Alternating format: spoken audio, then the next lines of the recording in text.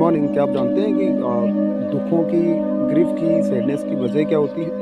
उदासी की वजह ये होती है कि हम लोग अपनी तुलना दूसरों से करने लगते हैं, कंपैरिजन करने लगते हैं, और जहाँ तुलना होती है ना, वहाँ दुख विद्यमान होते हैं।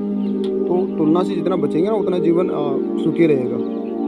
एक दूसरे से तुलना कर करके कोई सुखी नहीं है यहाँ।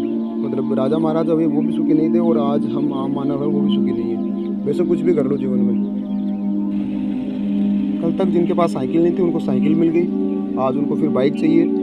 फिर उनके पास बाइक आती है तो उनको कार चाहिए। अगर के कार आ गई ना, तो फिर वो बड़े और कुछ सपने देखने लगते हैं। और सेम इसी तरह अगर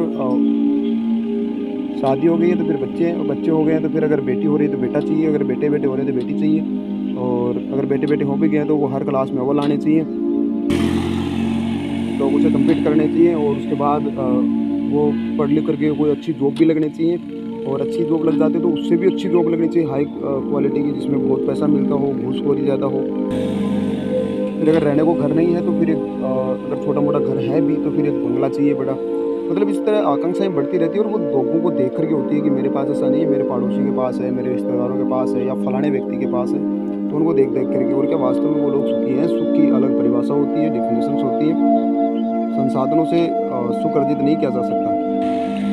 अगर संसाधनों में वास्तविक सुख होता ना, तो बाकी जो लोग, अगर हम कहानियों कथाओं में पढ़ते हैं ना, तो वो भी सुखी रहते। और ये बातें किसी तरह से कोई मनोवैज्ञानिक नहीं है, दार्शनिक नहीं है, लेकिन ये वास्तविक चीज़ें हैं।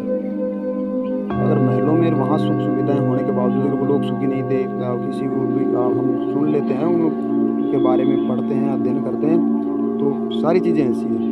कुछ भी कर लो, संसार को सुखी नहीं कर सकते। अगर सुकरात को आप पढ़ते हो, प्लेटो को हम पढ़ते हैं, उन लोगों को भी देख लो कि सुकरात ने जो कहा उनको क्या मिला। गैलीलियो ने अपने जब इन्वेंशन की आविष्कार किया उसके बारे में बताया, तो उनको चर्च का दोषी बताया गया, सज़ा दी गई, खुद को मरना पड़ा। तो इस तरह, और फिर वो मरने के कई सालों बाद में उनका वो गुनाह माफ़ किया गया था। तो इस तरह बहुत सारी चीज़ें हैं जो चलती रहती हैं।